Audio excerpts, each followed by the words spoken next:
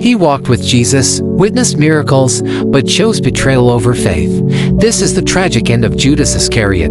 Judas Iscariot, one of the 12 apostles, betrayed Jesus for just 30 pieces of silver when he saw the devastating consequences of his choice. Jesus condemned to death. Judas was overwhelmed with guilt and remorse. According to the Gospel of Matthew, he tried to return the money, confessing, "I have sinned by betraying innocent blood." But his despair was too great. Judas went out and hanged himself. Acts 1:18 adds another grim detail, describing how he fell in a field, his body bursting open, a haunting reminder of the destructive power of unrepented sin. His death, sometime around AD 30 to 33, serves as a powerful warning. Walking with Christ isn't enough. Your heart must truly follow him.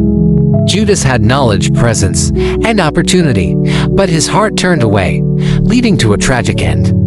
Share this as a reminder to remain faithful in heart and action, and follow the Beatz breaker for more true Bible stories of faith and betrayal.